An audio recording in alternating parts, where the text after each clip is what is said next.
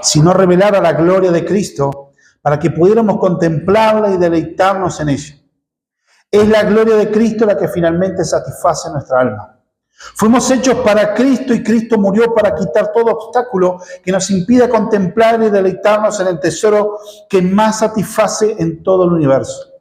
Cristo, quien es la imagen de Dios, el valor supremo de la gloria de Cristo que nos revela el Evangelio, es lo que hace que Satanás se enfurezca tanto con el Evangelio. El principal interés de Satanás no es provocarnos sufrimiento.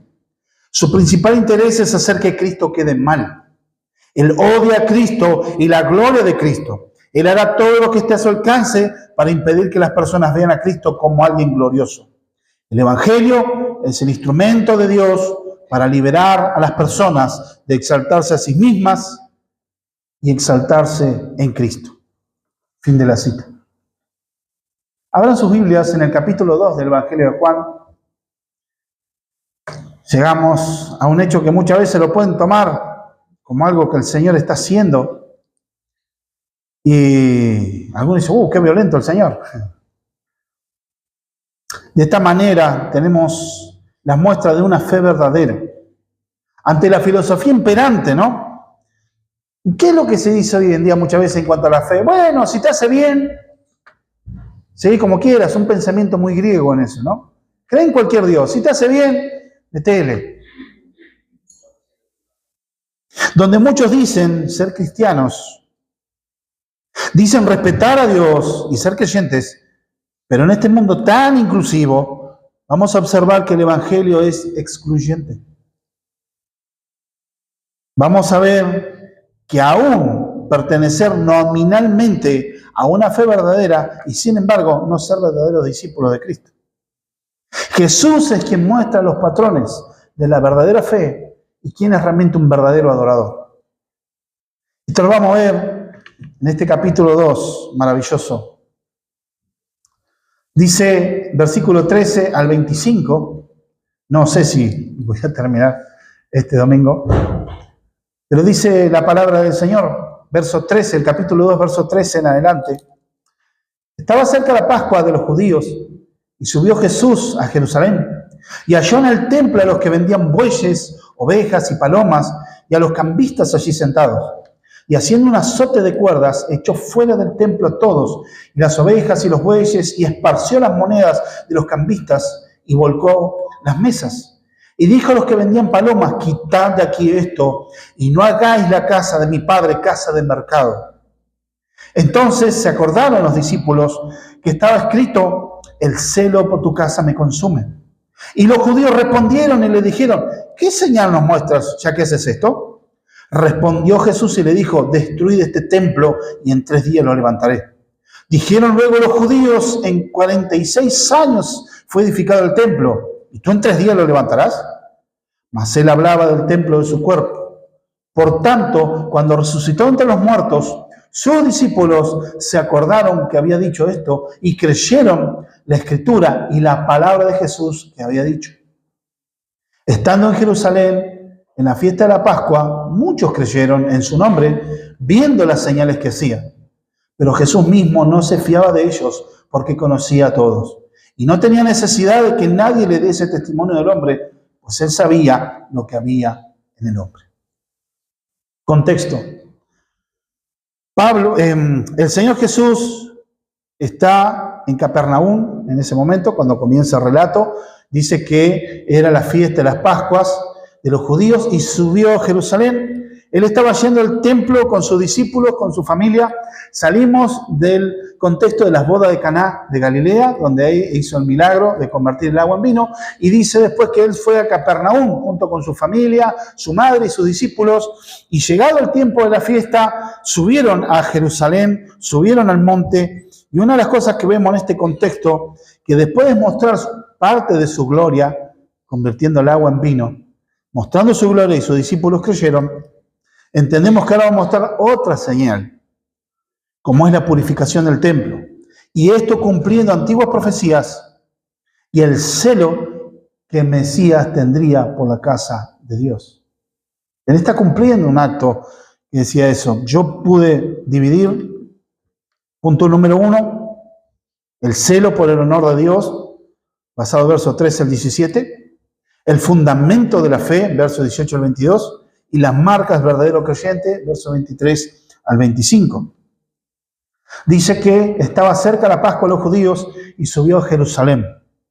Esta es una fecha la más importante de todas las fiestas solemnes que tenía que celebrar toda la nación de Israel. Todo judío tenía que ir por lo menos 3 veces al año a celebrar unas fiestas, a hacer una peregrinación. Y una era la fiesta de las Pascuas, la fiesta del tabernáculo y la fiesta de la cosecha. Lo que sería la fiesta de las Pascuas, Pesaj, la fiesta de Shavuot, que estaba ahí, y después tenemos la de Pentecostés, que se hace 50 días después de la Pascua. Entonces, ¿qué pasa? En este caso, se celebraban las Pascuas, pero también después 2 semanas, en esa misma semana, termina la fiesta de Pascua, y sí que lo que se anexaba, la fiesta de los panes sin levadura, los panes ácimos. Entonces, para conmemorar la liberación de Egipto y la prisa de salir de Egipto, conmemorando, su paso hacia el desierto. Por lo tanto, se denominaba la fiesta de Pascuas, juntando las dos fiestas. Cuando a un judío se le hablaba así, voy a celebrar las Pascuas, está acordándose de la fiesta de Pascua, propiamente del sacrificio del Cordero Pascual, y está acordándose de la fiesta de los panes sin levadura. Porque recordamos, en el Éxodo fue abarcada esta fiesta. Entonces nosotros, primeramente, la fiesta de Pascua conmemora. ¿Qué es lo primero que conmemora? Es el rescate de Dios de Egipto. La palabra Pascua o Pesaj significa pasar por alto. Que era cuando Dios determinó destruir a los primogénitos o primeros hijos de todo Egipto, le dio un salvoconducto a los hijos de Israel. Los primogénitos es el primer hijo de cada familia. Pero como juicio que Dios estaba dando a la nación de Egipto y a Faraón, que se endurecía y no quería liberar, entonces, ¿qué es lo que hace Dios? Le dice, ustedes tienen que sacrificar un cordero de 1 año, tienen que sacrificarlo, y la sangre de ese cordero ponerla en los dinteles de las puertas y las ventanas. Así cuando pase el ángel de la muerte no pase ahí, pase de largo. Entonces eso quiere decir pesaje, pasar de largo, pasar por alto. Y dice que fue grande la mortandad en todo Egipto. Todo Egipto se unió en un clamor porque el primer hijo de cada familia, el primer cría de cada ganado, de cada animal, había muerto. Fue el juicio de Dios sobre la nación de Egipto para mostrar la superioridad de Dios por sobre los dioses de Egipto. ¿Por qué? Al morir el primogénito del hijo de Faraón, el Faraón era mirado como Dios encarnado. Era mirado como el descendiente, el hijo del dios Ra, el dios supremo de los egipcios, que era el dios Sol. Y ellos eran Ra encarnado. Entonces, el dios Ra no tuvo poder para salvar a su hijo. Entonces, podemos ver a la luz de las Escrituras que esta es una gran conmemoración. Entonces, llevaban los panes sin levadura. ¿Por qué? Porque Dios dijo, hagan panes, cozan panes, pero no pueden esperar a que leude. Ya tiene que salir. Entonces, en esa fiesta quedó establecido cómo tenían que hacer la fiesta, que tenían que sacrificar un cordero, tenían que reunirse un cordero por familia, tenía que ser cocinado, ¿cómo? Al fuego. No podía comerse nada el cordero cocinado o hervido en agua, en nada. Tiene que ser todo hecho a las brasas, hecho a la llama. Inclusive se tenía que comer todo, las vísceras, todo. Y si no se podía comer, la familia era pequeña y no podía comerse ese cordero, entonces tenía que compartir con otra familia. Conmemorando. Primero se comía el cordero y después se comía distintos tipos de alimentos que conmemoraban esa esclavitud. Por ejemplo, comían hierbas amargas que conmemoraban el tiempo de la amargura de la esclavitud. Hacían un postre hecho con manzanas, como un puré de manzanas, que vieron que la manzana, al poco tiempo de pelarla o hacerla puré, al poco tiempo toma ese color marrón óxido, por la acción con el aire. Eso estaba hecho a propósito, puré de manzana, porque hacía conmemorar el barro que pisaban los esclavos para hacer los ladrillos para la construcción, las construcciones que ordenaban los faraones. También hacían un postre muy dulce con nueces para conmemorar ¿qué? La dulzura de la liberación. Esto está en el libro de Éxodo, capítulo 12, 1 al 12 en adelante. Entonces, ¿esto cuándo se celebra? A finales de marzo nuestro y principios de abril. A veces cae en el mes de abril. Eso habla en la antigüedad en el mes de Nisan. Es finales de marzo y principio de abril nuestro. Y Jesús estaba en Capernaum, y esta es una de las primeras de las 3 Pascuas que se menciona en el Evangelio de Juan. Y cuando habla de este tema, Jesús tenía que subir, dice que subió a Jerusalén. Y esto habla en un sentido espiritual, también es el ascenso al templo, pero en realidad también en un sentido literal. Capernaum estaba en un valle a orillas del mar, a orillas del mar de Galilea. En realidad es un gran lago. Y la orilla del mar de Galilea está en una depresión, está más o menos a unos 212 metros bajo el nivel del mar. Y tenían que subir al monte de Sión, donde estaba el templo de Jerusalén, donde está hoy en día el Muro de los Lamentos, que queda como ese pedazo de templo. Está a unos 750 metros sobre el nivel del mar. O sea que tenían que subir literalmente. Todos subían a Jerusalén, que está sobre el monte de Sión. Entonces, en este sentido, ver que tiene también una distancia en línea recta, que esto podía variar según el camino, a 187 kilómetros de distancia, desde Capernaum hasta la ciudad de Jerusalén. Vemos en este sentido también que hay un escenario. Ya vimos una fecha, un momento, y vemos un factor de tiempo y un escenario, el templo de Jerusalén. Ese templo era esplendoroso, de hecho era el orgullo nacional. Pero estamos en tiempo del segundo templo, porque el primer templo, el que hizo Salomón, fue destruido en el 568 a.C., y luego de volver la cautividad, 70 años después, Israel es liberado y comienza la obra de reconstrucción del templo.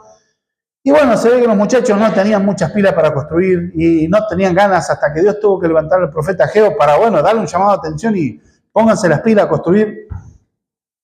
Pero realmente cuando terminaron de construir el templo, dice que algunos que conocieron la gloria del templo anterior miraban y se largaban a llorar. Porque no tenían la gloria, el esplendor y la belleza. O sea, decían, mira qué porquería que es esto. Fue así, se llenaron de tristeza. Claro, no había los recursos.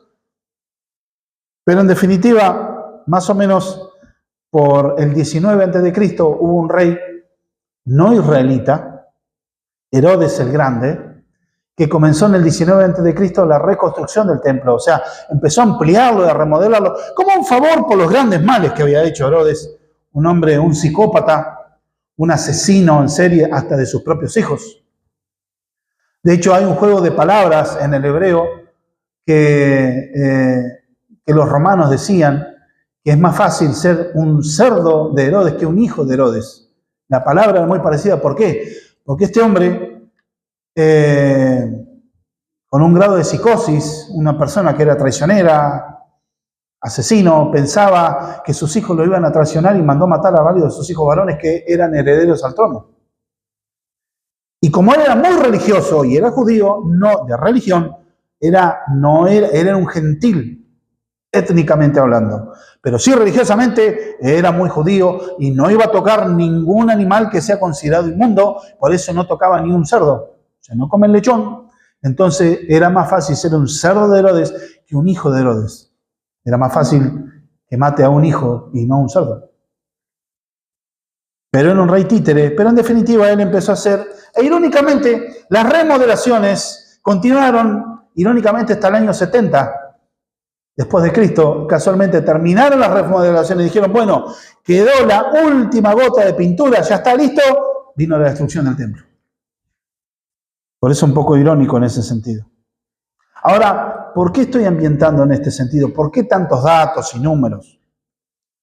Quiero que tengan la dimensión de que cuando Jesús entra al lugar, dice que halló en el templo, en el verso 14, a los que vendían bueyes, ovejas, palomas y los cambistas allí sentados. Para que tengan una idea, toda la superficie del templo eran como 16 canchas de fútbol. Más o menos 150.000 metros cuadrados. Se dividía en la sección del patio de los gentiles, donde judíos conversos, inclusive por ahí no circuncidados todavía, no habían hecho el pacto de sangre, ellos podían ir a adorar, pero hasta el patio general de afuera. Después, los israelitas étnicos y circuncidados, que todo conforme a la ley, podían ir al lugar santo a ofrecer sacrificio, y después estaba el lugar santísimo, donde se guardaba el arca del pacto detrás del velo. En la época de Cristo ya el arca del pacto no estaba en el templo. Ya se había perdido en la historia. Lo que se entiende es que lo sacaron los babilonios, pero bueno, hay muchas teorías respecto de eso, pero lo cierto es que ya no estaba en ese lugar, pero sí seguían conservando el lugar.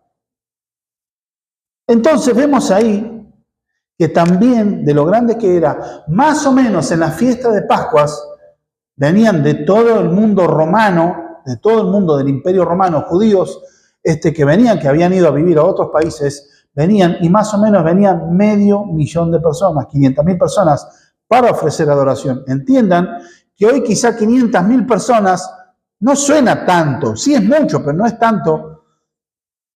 Pero en aquel momento, Roma, que era la ciudad más poblada del Imperio Romano, tenía 1 millón de habitantes. Entonces, era como una avalancha humana de gente que venía para ofrecer sacrificio para honrar a Dios. Y se había puesto un servicio. Ahí es donde empieza a arruinarse la cosa. Jesús viene y se encuentra con un espectáculo lamentable. Había gente haciendo comercio con la fe. Surgió como una buena intención para ofrecer un servicio, claro. Vos entonces tenías que viajar en barco o tenías que viajar en carreta, en caravana, y vos tenés que llevar el cordero tuyo. Ya tenés que tenerlo de más chico porque a veces se tardaban semanas, se tardaban meses para venir, digamos, desde Roma hasta Jerusalén. Desde Corinto, desde Éfeso, desde Egipto tenías que viajar, tenías 2 o 3 semanas de viaje. Que no te agarren ladrones, que no se te muera el cordero en el mitad de camino, o la cabra, o la vaca, que no se te muera nada, porque después, ¿qué haces? Entonces, surgió como una buena idea, suena al pragmatismo, que tanto daño hizo. Querer, bueno, vamos a hacer eso, pero ¿cuál es el tema? Era brindar originalmente un servicio. Pero ¿qué pasa? En esas grandes distancias que no era práctico llevar, que era, bueno, listo, voy, pagaría el precio justo, o sea, lo que sale una vaca, si quiero llevar una vaca, si quiero llevar una paloma, porque había sacrificios que presentaban, la gente menos pudiente podía ir una paloma. Era lo que podían, o sea, la ley, Dios es un Dios integral y conoce, y hay personas que tienen un poder adquisitivo y otras que no. O sea, Dios no obligaba a todos lo mismo. Y en aquel momento, imagínense que es una economía agrícola ganadera. La industria todavía no estaba desarrollada, no había venido la revolución industrial. Y estamos hablando que era un dinero que ellos estaban dando y que les convenía, bueno, voy y compro ya. Total. Pero ¿cuál es el tema? También ellos veían y hablan de los cambistas. ¿Por qué? Porque también todo varón israelita, desde los 12 años, tenía que pagar lo que se llamaba un impuesto al templo. Era para sostener toda la vida del templo, sostener el sacerdocio, las necesidades que se cubrían en aquel lugar, que constaba de un salario de 2 días de trabajo para una persona. O sea, serían en los tiempos de Jesús 2 denarios. Un denario era el sueldo de un día de jornal. Bueno, 2 días de trabajo por año. Todo israelita tenía que hacerlo, exceptuando mujeres, niños menores de 12 años y esclavos. Después lo demás, Jesús mismo también pagó el impuesto al templo. ¿Y esos cambistas qué hacían? Porque bajo el pretexto de que tenía que entrar solamente la moneda hebrea, la moneda nacional, entonces no podía venir otra ofrenda para que no entre al tesoro una ofrenda de una moneda pagana, ya que tenían las monedas la impresa la imagen de los emperadores o alguna deidad pagana, pero en realidad también era por la calidad del metal. Pero ¿cuál es el tema también? ¿Cuál será el problema en el cambio? Bien, una de las cosas que vemos acá, Jesús ve el honor de Dios que es violentado. Y halló en el templo a los que vendían bueyes, ovejas y palomas y los cambistas. El simple hecho de que el mercado se estuviera llevando a cabo allí debió producir una mezcla indecorosa, como dice Alford, que estuviera llevando a cabo allí debió producir una mezcla indecorosa de transacciones sagradas y profanas, incluso dejando de lado los abusos que sin duda se mezclaban con el tráfico. Jesús se encuentra con un panorama que ya conocía, pero ahora se plantó y dijo, no, basta. Entendiendo que para cumplir las Escrituras ya podía mostrarles indignación por la profanación del lugar sagrado. El patio de los gentiles no era un lugar de hacer comercio. El templo del Señor no era un lugar para comerciar. ¿Y qué hicieron? En el medio del templo y arruinando el lugar, que donde personas podían ir a adorar y bendecir a Dios. Imagínense, hermanos, la cantidad de animales. Vacas, ovejas, cabras, palomas, todo tipo de animales destinados para el sacrificio, con la buena intención de decir, vamos, no, te vendemos para el sacrificio, pero ahí adentro, corrales, gente caminando, hablando, bueno, el regateo entre las personas, porque el sistema de comercio siempre, hasta el día de hoy en Oriente Medio, es el regateo. No hay un precio fijado por el Estado o un precio regulado. El mercado se regula cara a cara. Ahí no hay un mercado que regule tanto. Es más, hoy en día, una persona en el Oriente, por ejemplo, Turquía o Marruecos, si uno no hace regateo, el comerciante se siente ofendido. Hoy en día, culturalmente. Y en aquel momento, imagínense, porque ¿qué es lo que podría esperar el Señor? Que se encuentre aquel lugar y se encuentre una atmósfera de adoración a Dios, de alabanza a su Padre, de glorificación de Dios. Pero lo que encontró, podría decir, es un shopping moderno, un shopping antiguo. Gente gritando, pero no en alabanza a Dios. Gente profanando el lugar de adoración. Jesús pretendía encontrar ruido de alabanza y genuina adoración. En lugar de eso, los gritos de comerciantes. Un lugar tremendo.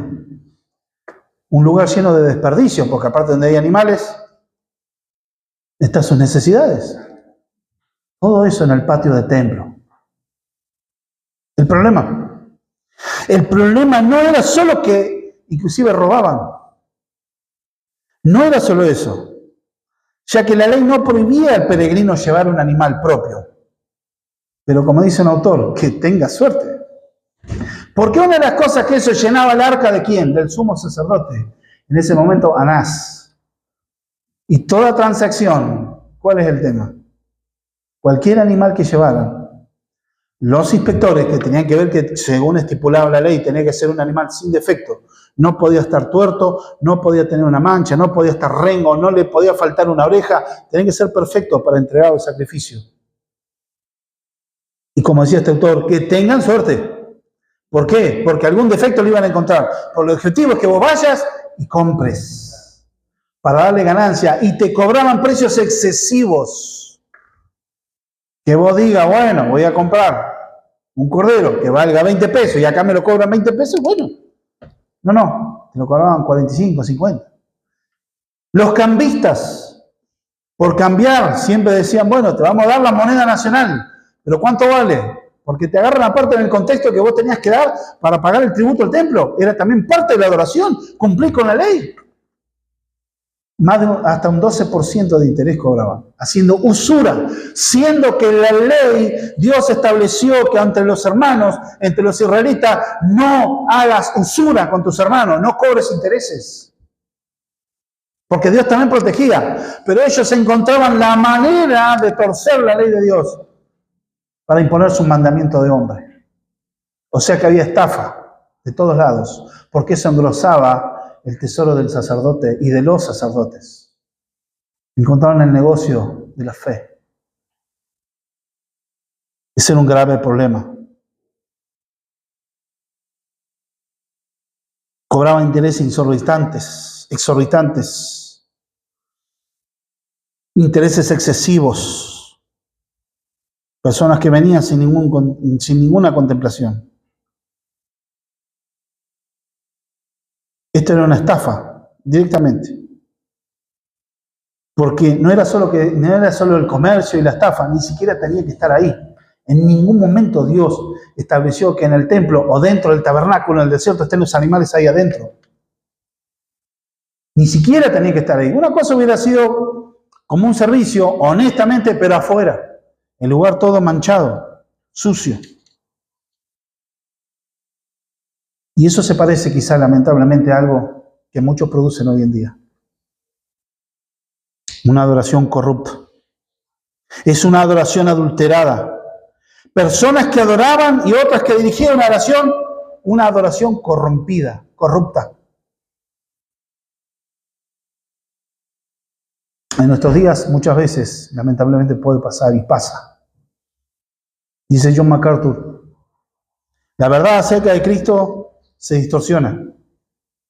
El enfoque a menudo se aleja de la persona y la obra del Señor Jesús y se coloca en su lugar en el supuesto poder y la bendición del Espíritu Santo. Los predicadores de la prosperidad promueven la mundanalidad abiertamente, aunque los escándalos de liderazgo se han convertido en una mancha demasiado frecuente. En los que dicen estar llenos del Espíritu Santo. En lugar de honrar las Escrituras inspiradas por el Espíritu Santo, los carismáticos tratan la Biblia como insuficiente, buscando una nueva revelación y buscando algo cómodo como un suplemento.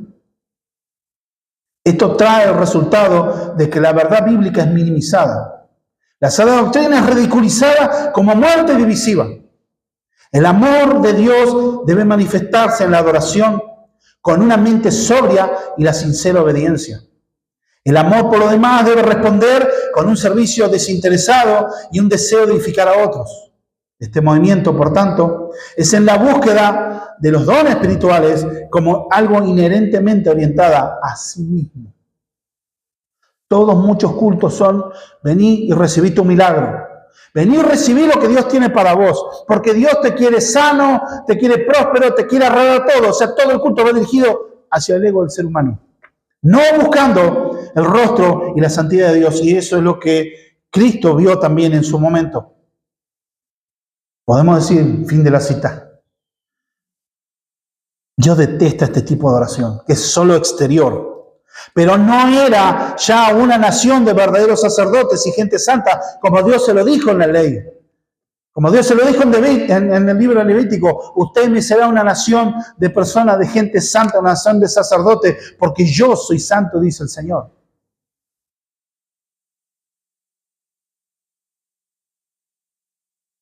Se había corrompido el propósito del templo. En el lugar santísimo, donde a través del sacrificio el pueblo tenía comunión con su Dios. Esto rompía el simbolismo del Cordero Pascual, que se transformó en comercio.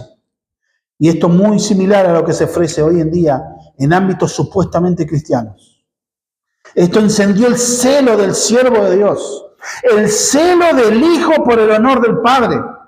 Consiguió cuerdas, era algo fácil, había un montón de animales, algunos, listo, se armó una correa. Y empezó a derribar las mesas. Y empezó a sacar a los animales. Empezó a sacar a todos, porque dice que, y haciendo un azote de cuerdas, echó fuera del templo a todos. Imagínense la multitud que habría. Y sacar animales, cambistas, volteó las mesas, hasta le dijo, bueno, quizás aquello para no hacer tanto desparramo con las palomas, bueno, tenés que ojalá y sacala allá. Volteó las mesas de los cambistas. Jesús se descontroló y entró en cólera. No, está reflejando la ira santa de Dios. La repulsión de Dios a ese tipo de comercio religioso, eclesiástico. Es entender este detalle que Jesús está purificando el templo. Pero fíjense que fue lo suficientemente ordenado como para no levantar la atención de quienes, porque en una esquina de todo ese lugar en una esquina estaba lo que se llamaba la Fortaleza Antonia, donde estaba una guarnición de soldados del Imperio Romano, eran soldados romanos. Ellos no eran la policía del templo que estaba a cargo de los sacerdotes.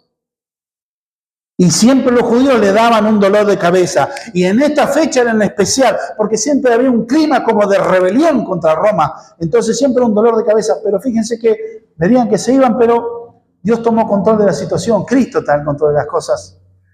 Se va haciendo la gente, pero los soldados romanos ni se inmutan, no dicen nada. Pero también vemos acá, tampoco actuaron los oficiales del templo. O sea, la policía del templo tampoco. Como que van quedados estupefactos. Miles de personas, animales, dinero tirado, mesas caídas y no hacían nada. Cristo está en control. ¿Cómo? ¿Jesús no es humilde? Sí, claro. Como dice Josías Grauman. Sí. Jesús era un cordero manso para los humildes, pero es un león dominante para los orgullosos. Y esto les recordaba a los discípulos lo escrito por el salmista en el Salmo 69, donde habla que el celo lo consumía. Salmo 69, 9. Porque me consumió el celo de tu casa, y los denuestos de los que te vituperan cayeron sobre mí. Jesús estaba cumpliendo eso, tenía celo. Un verdadero siervo de Dios tiene celo por su Dios, por el honor de su Padre. Cristo no toleraría la ridiculización de esta adoración que se ve vuelto insensible, materialista. Eso es como se denominaría el Señor, es un fuego extraño, algo que Dios no pidió. Esto demostró la ira del Cordero. Porque la adoración es por redención, se convirtió en un comercio. El pueblo adora porque Dios lo redimió. El sentido era mostrar el sacrificio del Cordero a manera, figura de Cristo.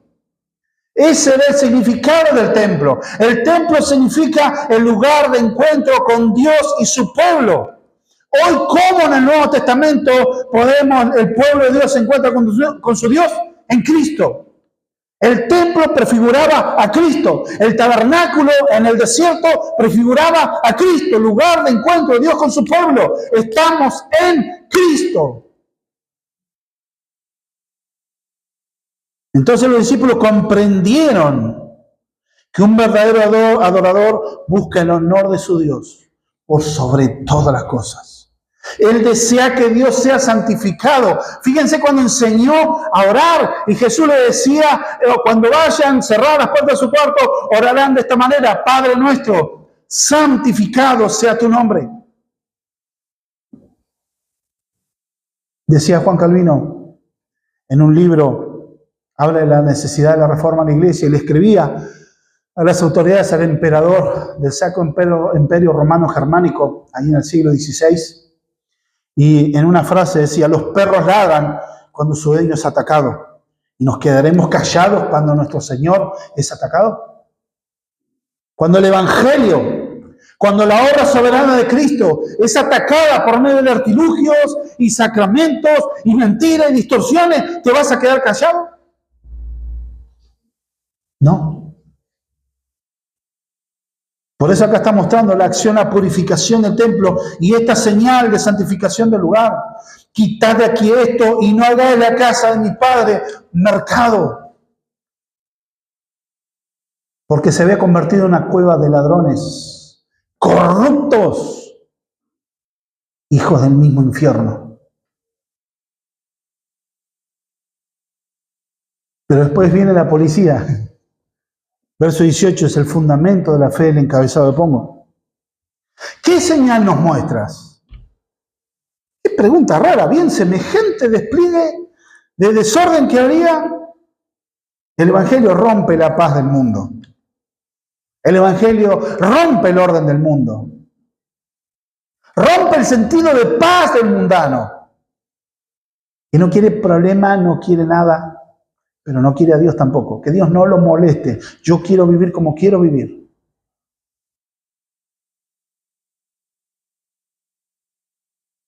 Los judíos respondieron y le dijeron: ¿qué señal nos muestra ya que haces esto? Fíjense un detalle, si los judíos lo hubieran visto que era un loco, estaba la policía, lo arrestan y ya está, se terminó. Pero algo lo frenó, vieron que tenían autoridad. Porque si no, la gente no le hace caso. Más de uno le ha dicho: ¿y vos quién te cree que sos? ¿De dónde venís? Sacame si querés. Todos respondieron y se fueron. Pero ellos reconocieron esa autoridad. Y la pregunta en sí es una pregunta necia e hipócrita, porque se están viendo, porque la misma acción ya era una muestra en sí de la autoridad de Jesús. Solo Dios regula la adoración. Solo Dios tiene la autoridad para regular la adoración. ¿Cómo adora la iglesia hoy? Lamentablemente en muchos lados adoran a cualquier cosa. Profanando el nombre de Dios, diciendo, no, pero lo hacemos porque la cultura, para ser más inclusivos y para que no quedemos mirados como sectarios. Bueno, la forma que se regula la adoración está revelada en la Escritura. Cualquier agregado se convierte en un mercado, por más buenas intenciones. Pero Jesús le responde de una manera significativa. Y no le responde conforme a su necedad. Sino que Proverbios capítulo 26, verso 24, no respondas al necio conforme a su necedad para que no caigas con él. Porque sería otro necio. Jesús le responde de una manera maravillosa, porque hay sabiduría de Dios obrando, para no caer en su línea. ¿Cuál es? Destruid este templo, y en 3 días lo edificaré. Destruid este templo, y en 3 días lo levantaré.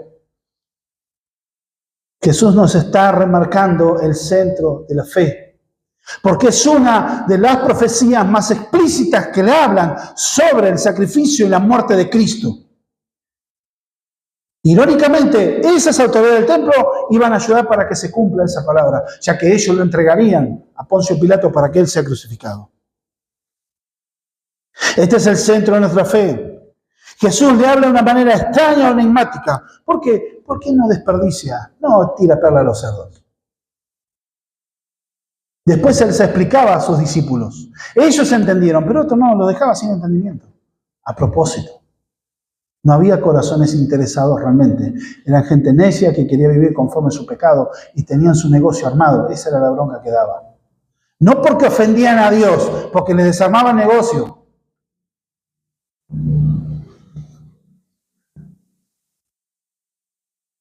Jesús es el antitipo del templo.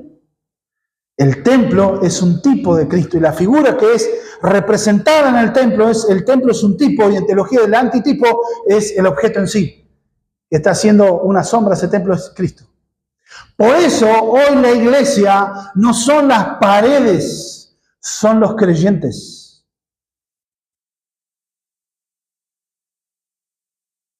En el Éxodo, a construirse el tabernáculo, y en Jerusalén a construir el templo, estos eran lugares donde Dios tenía comunión con su cuerpo a través del sacrificio.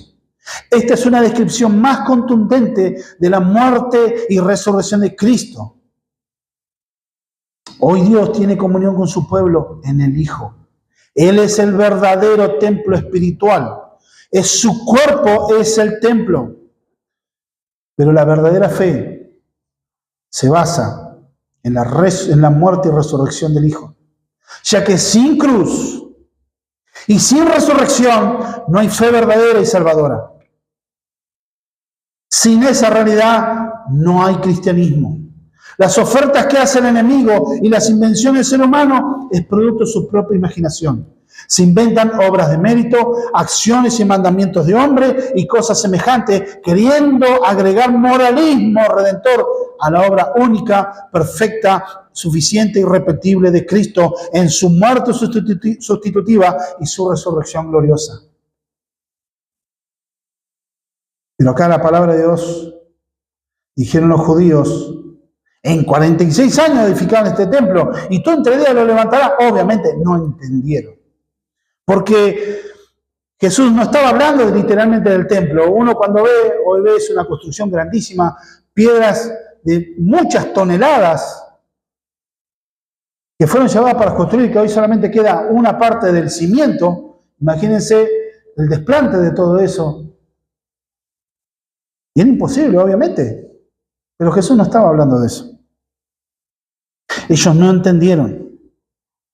Porque, como dice Pablo en primera carta a los Corintios, capítulo 2, el hombre natural no percibe las cosas espirituales. Y esto es cierto. Sin la luz del Evangelio, el entendimiento queda oscurecido. Por eso, las autoridades del templo no entendieron.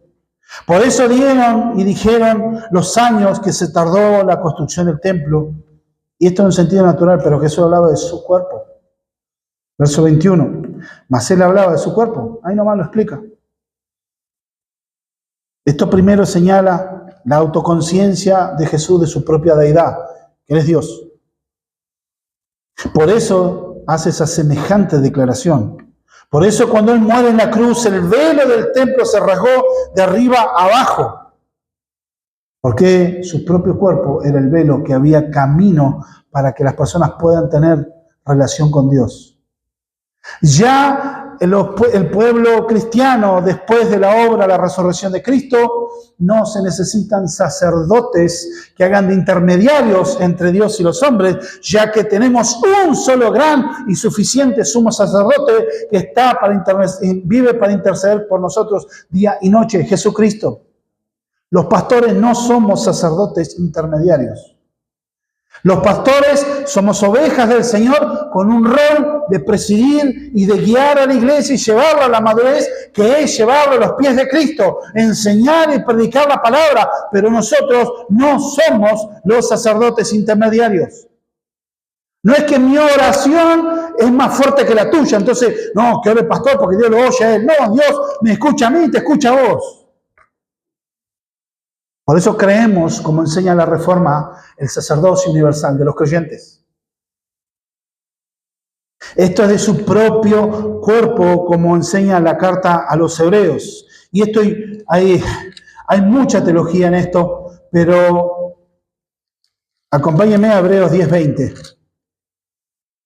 Hebreos 10:20 dice así la Escritura: por el camino nuevo y vivo que Él nos abrió a través del velo, que es de su carne.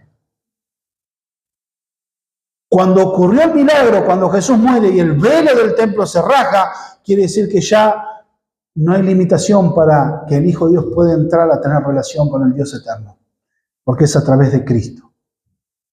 Era un velo muy pesado, un velo que tenía más de 18 metros de altura, un velo que, ¿saben el espesor que tenía?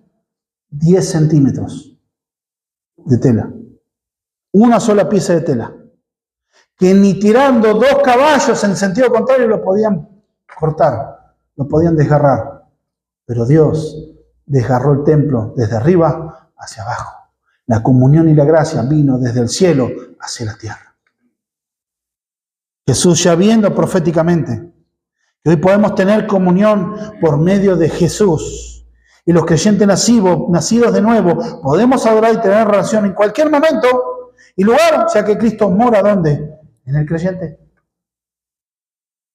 Por eso Jesús, cuando le dijo a la samaritana, llegará el tiempo que no será ni en el monte Gerizim, ni será en Jerusalén, sino que verdaderos adoradores adorarán a Dios en espíritu y en verdad, en cualquier lugar y en cualquier momento. Cristo mora por su espíritu dentro de la vida del creyente. De hecho, el apóstol Pedro en su primera carta, capítulo 2, verso 5, dice que nosotros somos piedras vivas. De manera simbólica, no que somos cascotes. Piedras vivas usadas para la edificación del templo. Dice Pablo en la carta a los Efesios, capítulo 2, dice que nosotros vamos siendo sobreedificados, creciendo como un edificio. La iglesia hoy es el cuerpo visible del Cristo invisible. La cabeza de la iglesia no son los pastores. La cabeza de la iglesia es Cristo. Cristo gobierna su iglesia por su palabra. En todo caso, los pastores, ¿qué somos? Pastores auxiliares. Instrumentos en las manos de Dios. Pero no somos los señores de la grey. No somos los dueños del ministerio. ¿Saben qué maravilloso es eso, hermano? ¿Saben las toneladas que se sale del lomo de un ser humano que entiende esta gran verdad? Que no sos dueño de nada. Qué bueno, hermanos. A mí me ha traído un descanso a mi alma. Yo no soy dueño. Yo represento al dueño, pero en el conjunto de la iglesia. Hoy tenemos comunión con Dios en el Hijo. Esto es una obra de gracia. Nosotros somos hijos adoptivos por medio de Cristo. Y después dice que ello en el verso 22, por tanto, o sea, en base a lo declarado, por tanto, cuando resucitó entre los muertos, los discípulos se acordaron que había dicho esto y creyeron la Escritura y la palabra de Jesús. Hay un detalle importante en esto. Cuando resucitó, quiere decir que en ese momento no entendieron, o se olvidaron enseguida, tampoco habían entendido mucho, hasta que cuando resucitó, se les prendió la lamparita. Esto es lo que había dicho Jesús, y creyeron a la Escritura. ¿Qué podemos estar evocando? ¿Qué nos puede traer? Salmo 16, verso 10. Y aquí no permitirás que tu santo vea corrupción. O sea, su cuerpo no iba a pudrirse, él iba a resucitar. Por ende, el Salmo 16 es un salmo mesiánico. Está hablando de Cristo. Y eso es lo que recordaron. No, claro, la Escritura decía eso. Así también el canto del siervo, Isaías 53, cuando les dice, bueno, y por causa de esto Jehová quiso afligirlo. Y después que le dice, juntará despojos y verá la voluntad de Jehová en su mano prosperar. ¿Cómo? Pero ¿no habías entregado como cordero al matadero? No dice que fue su sepultura, quería disponerse con murió entre criminales, pero con los ricos fue su sepultura. No estaba enterrado. Y después habla que iba a contar despojo. Claro, porque está hablando que iba a resucitar. Por eso este salmo mesiánico les hizo recordar, no permitirás que tu santo vea corrupción. Pero él tenía que venir a dar su vida. Tenía que dar para que ese nuevo templo sea edificado y mostrar su poder y su autoridad sobre el pecado, sobre la muerte y sobre el infierno.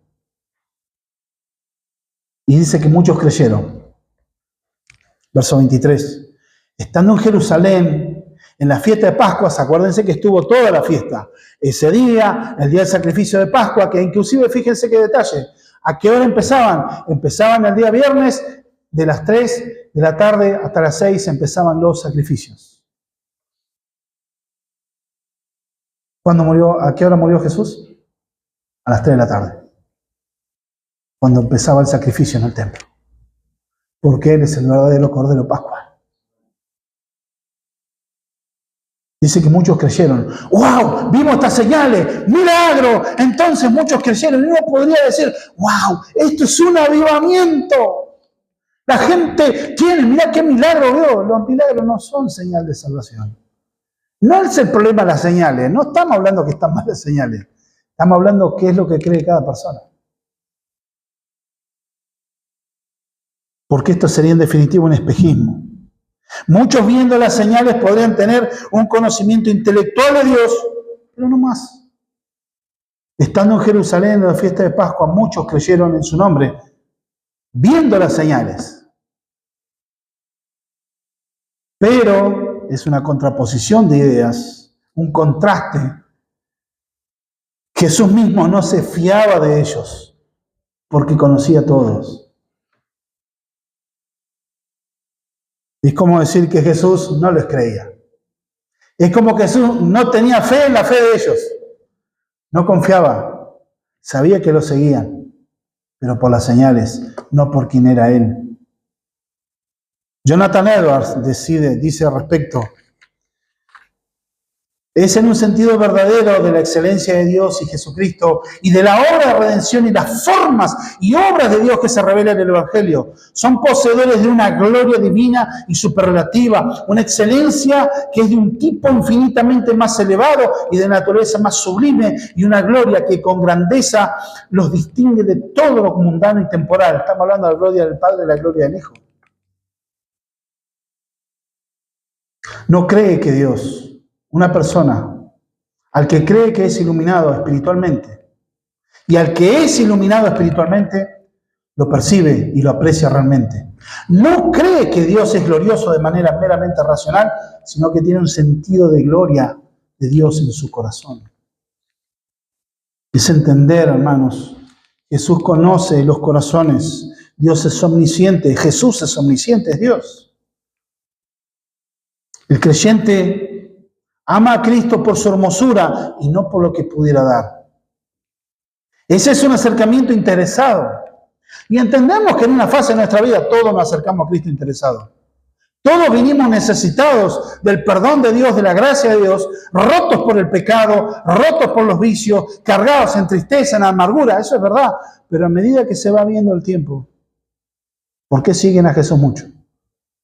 Algunos lo siguen por los panes y por los peces. Otros lo seguían porque querían ponerlo como rey. Pero Jesús le dijo la dinámica, ¿cómo es el siervo de Dios? ¿Cuál es la marca del siervo de Dios? Jesús mismo nos muestra. Porque el tiempo reluce la verdadera naturaleza del verdadero adorador.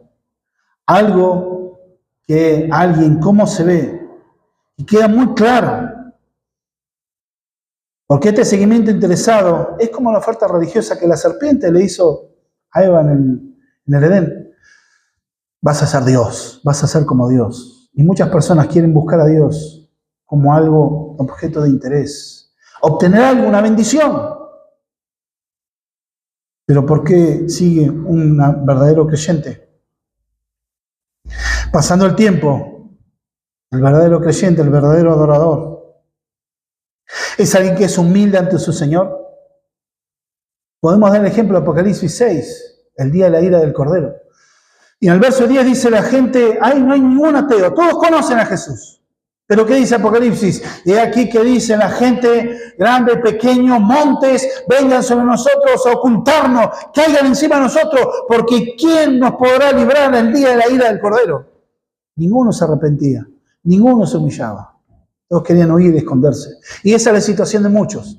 Yo sé que Dios, bueno, pero no me interesa, no quiero. No me hables de eso. No me hables de rendición. No me hables de arrepentimiento. No me hables de cargar la cruz. Yo quiero a alguien que me sienta amado y que me quiera próspero y quiero seguir mi vida. Pero no entienden que lo maravilloso es que pierdas tu vida por causa de Él, porque ahí hallarás vida eterna. Vas a hallar gozo y vida saludable en Él. No estamos hablando de un conocimiento intelectual, porque si no muchos tienen la fe de los demonios. Como Santiago le dice en su carta, ¿crees que Dios es uno? Haces bien. Los demonios también creen y tiemblan.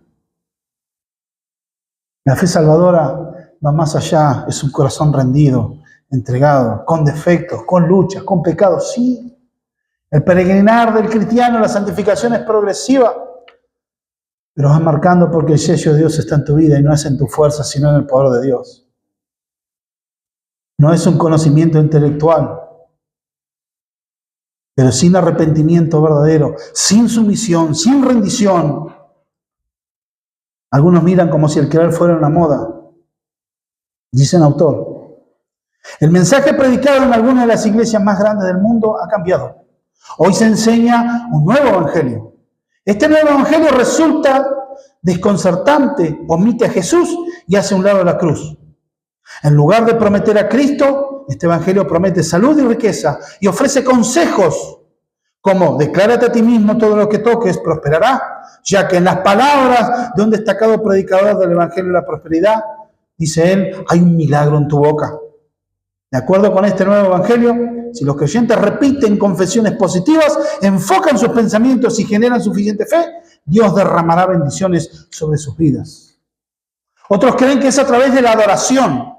Determinadas canciones es como que vamos a llegar a la presencia de Dios, o algunos vamos cantando hasta que la gloria de Dios baje y es como que Dios, se va a rendir hasta nuestra alabanza y ahí nosotros vamos a poder sacar cosas a Dios porque le tocamos el corazón a Dios y nosotros, no en Cristo, sino en la alabanza. Eso es herejía. La seguridad de la bendición de Dios que tenemos es en Cristo, no en la alabanza. La alabanza es una consecuencia de haber sido salvados, rescatados, hechos nueva criatura, ciudadanos del reino de los cielos y adoramos en respuesta a la misericordia y la gracia de Dios, pero no buscando algo en beneficio, porque ya sabemos que los tenemos en Cristo. Dice la Escritura, en Cristo ustedes están completos. El evangelio es suficiente, la cruz y la resurrección es la obra suficiente para la vida del Hijo de Dios. Y claro que Dios tiene bendición, como decía el salmista, hubiese yo desmayado si no supiese que veré la bondad de Jehová en la tierra de los vivientes. Pero la bendición no es el centro es Cristo. Ese mover místico, vamos a tocar a Dios, hermano. No tenemos que orar que baje la presencia de Dios. El cristiano ya está en la presencia de Cristo. Muchos confunden el movimiento emocionalista Y el problema con el emocionalismo, todo ismo es un extremo. Como decía un autor en la época que los hombres usaban sombrero, hermano, cuando usted venga a la iglesia, sáquese el sombrero, pero no se saque la cabeza. La fe entra por el intelecto, por conocer la palabra de Dios, y llega al corazón, y el corazón es impactado y renovado, cambiado por la obra del Señor. Otros buscan experiencias nuevas, de todo tiempo, creyendo que todo eso es conocer a Dios, dejando esas escrituras de lado, pensando que puedo tener una experiencia diaria con Dios y no estar confinado a un libro del pasado. Eso es una adoración corrupta. Así que, no. La fe es entrega incondicional, morir a sí mismo para vivir para quien lo salvó. Es dejar el control de la vida en manos del gran Salvador. Jesús tenía una alta percepción de la realidad, porque Él no se fiaba de ellos y no tenía necesidad de que nadie le diese testimonio de hombre, pues Él sabía lo que había en el hombre. Dios te conoce hoy cómo está tu corazón. Conoce si realmente sos un discípulo que da más o si estás simplemente por calentar una silla. Conoce si tu corazón está pensando en cualquier cosa. Ante Dios estamos desnudos, ante su palabra no la podemos ocultar. Él tiene plena conciencia, guardo mi corazón. Muchos leen Jeremías 17:9, ¿cómo es el corazón del hombre? ¿Quién lo conocerá? Pero más abajo el verso 10 dice, yo Jehová conozco los corazones. Dios te conoce cómo viniste hoy. Dios conoce tu corazón, tus tristezas, tu soledad, pero también conoce tu pecado y tu rebelión.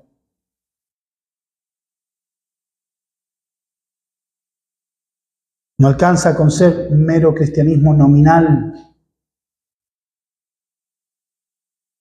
Jesús no necesita de nadie para conocer los corazones. Discernía con cuidado. Es que Jesús no tenía fe en la fe de ellos. Ahora el verdadero creyente ama a Dios más allá de sí mismo. El centro del sermón es mostrar el fundamento, como le puse el título, el corazón de la verdadera fe. Sin sacrificio, sin cruz, sin arrepentimiento no hay salvación. Sin la obra de Cristo no hay cristianismo, no hay evangelio. Y la salvación solo es por la fe, creyendo en Él. Como es un verdadero siervo de Dios, como es un verdadero hijo de Dios. Y que todos estamos desnudos ante Él. Yo no me puedo callar esto. Puede sonar intrusivo, intempestivo, pero es porque amo a la iglesia y amo las almas. Porque yo un día delante de Dios tendré que rendir cuenta. ¿Qué dijiste?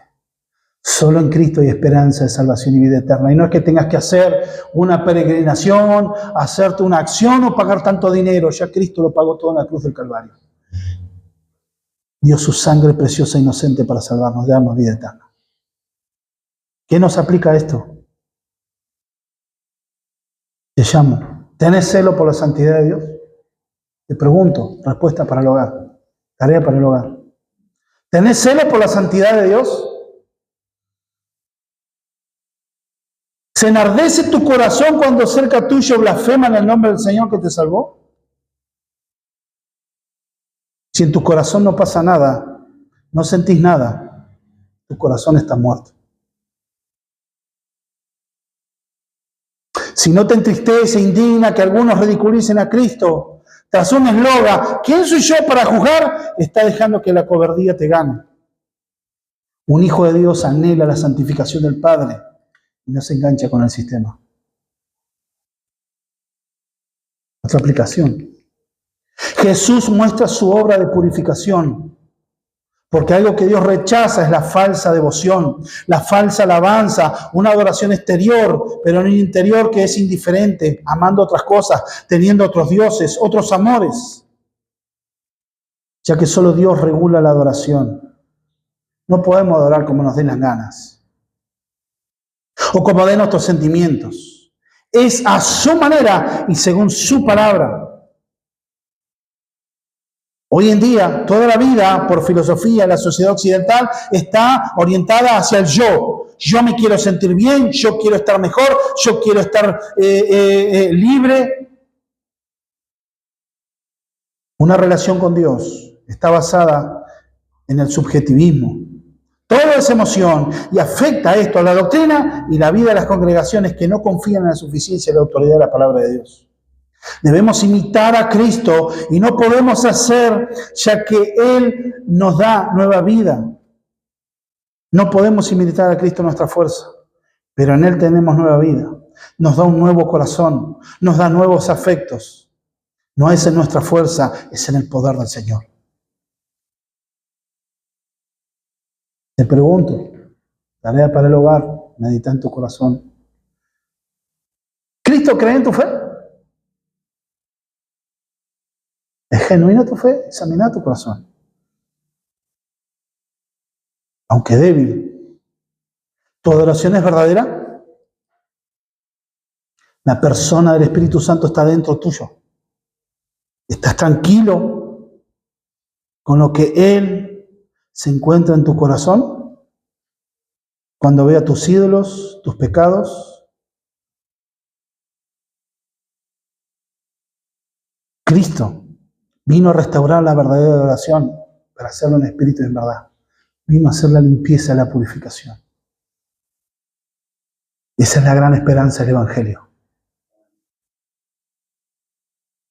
Dios es un Dios de toda gracia. En tu arrepentimiento Él te perdona y te da nueva vida. Él te da el poder para vencer el pecado. Ven a Cristo hoy, no rechaces. Hoy puedes definir tu eternidad. Sin Cristo solo te espera una horrenda expectación de juicio y de condena eterna. Solo en Cristo hay oportunidad de salvación y vida eterna. Él purificó el templo como señal, trayendo la verdadera fe, la adoración a Dios en espíritu y en verdad. Pero Cristo es el que purifica nuestra vida. Nosotros no podemos. Nosotros no es un ejercicio de autosuperación. Y podemos tener un corazón roto de que nos pueden haber decepcionado, nos pueden haber hecho pedazo el corazón, pero en Cristo hay perdón, hay arrepentimiento y hay perdón y vida eterna. Y Dios te puede dar un nuevo corazón, una nueva vida. No es tan solo ser cambiado, sino es que nazcas de nuevo para la gloria de su nombre. En Dios hay amor y hay perdón y hay misericordia. Por eso es el Dios de toda gracia. Oramos, hermanos. Bendito Dios y Padre, te damos gracias por esta palabra. Yo ruego, Señor, que tú bendigas, Señor Dios mío, nuestros corazones, nuestras vidas, y que podamos ser llenos de tu gracia. Oramos para que el celo por tu verdad y por tu palabra sea ministrando nuestras vidas. Oramos, Señor, para que tú bendigas, Señor Dios mío, cada corazón y cada vida en esta hora. Que tú traigas conversiones verdaderas y genuinas. Te suplico, Señor, que salves al perdido en esta mañana y que renueve las vidas de aquellos que han venido, Señor, en, Señor, tristeza, en agonía, en desilusión. Sino que tú puedas hacer su nuevo horizonte en sus vidas, trayendo, Señor, descanso al alma abatida, trayendo restauración, Señor, al alma cansada, Señor, debilitada, trayendo sanidad al alma enferma, Señor Dios mío.